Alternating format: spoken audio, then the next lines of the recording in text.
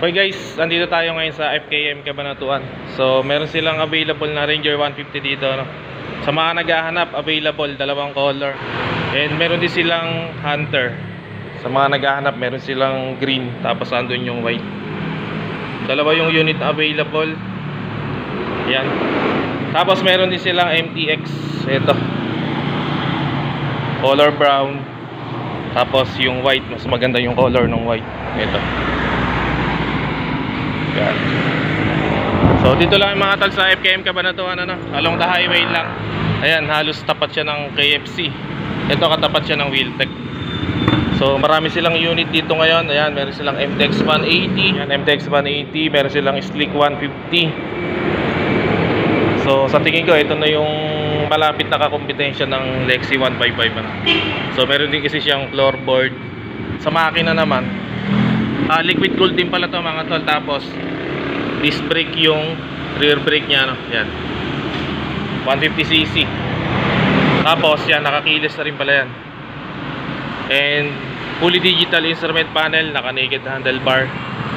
So napakaganda rin yan. Tapos yun nga, meron siyang floorboard. And next natin itong FKM Pyro 180. So available din dito, no? So dito naman mga tol, meron silang apat na classic scoot, ano. So dito meron silang Space 150 at ito naman color white is yung Juke 150. So same silang 150cc na makina. So sa mga mahilig sa classic scoot, ayan, available dito sa FKM Cabanatuan City. So hindi siya ganong kaliitan, ano. Sakto lang yung size niya. Tapos dito naman yan, Ranger 150 military green, tapos matte brown. Mga naghahanap. Dito naman meron tayong LTS 125. Ang cash nito, ano, 48 lang. 48 na lang. 48,000 na lang mga tol. Ito, RevX 125. Ito, 125 po, sir. So ito naman yung isang 125cc nila. Ito, 40,000 lang po, sir. 40k cash. Napakamura. 40. Ito, sir, FI na to. Yung LTS. Yung Revex po, carb. Card type. Yan. Tapos meron silang sports bike FKM 3GP. So maganda rito mga tol, naka inverted fork yung front suspension, tapos single sided yung rear suspension niya, no? So sa makina 300cc, kaya lang single cylinder lang siya, no? So ayan. And dito meron silang CB190R golden upside down fork from Showa, naka 2-pot caliper by Nissin. Tapos meron siyang anti-lock brake system. So street bike siya, no, ng Honda CB190R.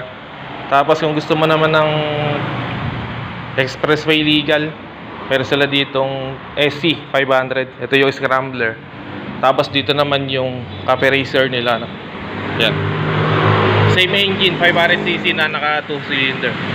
And cruiser bike naman mga ton, meron sila ditong Pulsar 500.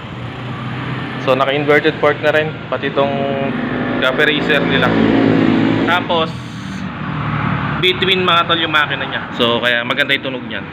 Kaya sa mga mahilig sa cruiser bike, sa mga naghahanap, available dito yan sa FKM Cabanatuan. Ayan, napakaganda. Angas din ng meter panel niya, bilog lang siya. Yan. Ito talaga maganda dyan, eh. Between engine, maganda yung tunog niya. Okay mga tol, available yan lahat dito sa FKM Cabanatuan City. Kaya sa mga nagbabalak, so punta lang kayo dito, no? Kaya PM nyo ako sa page natin or call or text kayo sa number ko. So hanggang dito na lang mga tol. Always ride safe and God bless.